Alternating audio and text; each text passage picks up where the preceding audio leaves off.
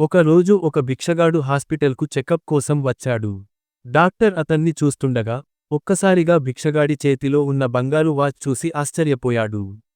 అంతలో ఏమైందో ఏమో, భిక్షగాడు ఒక్కసారిగా మేల్కొని మళ్లీ స్పృహ కోల్పోయాడు. డాక్టర్కు దొరికిన అవకాశం ఇదే అనిపించింది. ఇంత ఖరీదైన వాచ్ నాకు దొరికిందా అనుకుని, ఆ వాచ్ను తన చేతికి పెట్టుకున్నాడు. కాని వెంటనే వింత జరిగిపోయింది. ఆ వాచ్ గిర్రుగిర్రు మెరుపు వేగంతో తిరగడం మొదలుపెట్టింది. ఎంత సర్దినా, ఎంత ఆపాలని చూసినా, ఆగలేదు. అంతలో రౌండ్స్కు పిలవడానికి ఒక ఇంటర్న్ వచ్చాడు. డాక్టర్ను చూసి షాక్ అయ్యాడు. ఎందుకంటే, డాక్టర్ ఒక్క క్షణంలోనే 30 ఏళ్లు వృద్ధుడయ్యాడు. జుట్టు ఊడిపోయింది. ముఖం మారిపోయింది. అప్పుడు డాక్టర్కు అర్థమైంది. ఇదంతా ఆ వాచ్ పని. వెంటనే భిక్షగాడిని వెతుక్కుంటూ వార్డుకు పరుగెత్తాడు. కాని అక్కడ కనిపించిన యువకుడు ఎవరో తెలుసా? మరణించే స్థితిలో ఉన్న అదే భిక్షగాడు, ఇప్పుడు యువకుడిగా. డాక్టర్ అన్నాడు, దయచేసి వాచ్ తీసుకెళ్ళండి.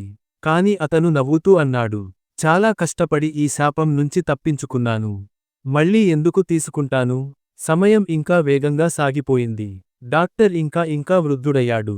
చివరికి అతనికి ఒక్కటే అర్థమైంది. ధనం కంటే జీవితం ఎంతో విలువైనది. కాని, ఆ నిజం తెలుసుకునేలోపే సమయం అయిపోయింది.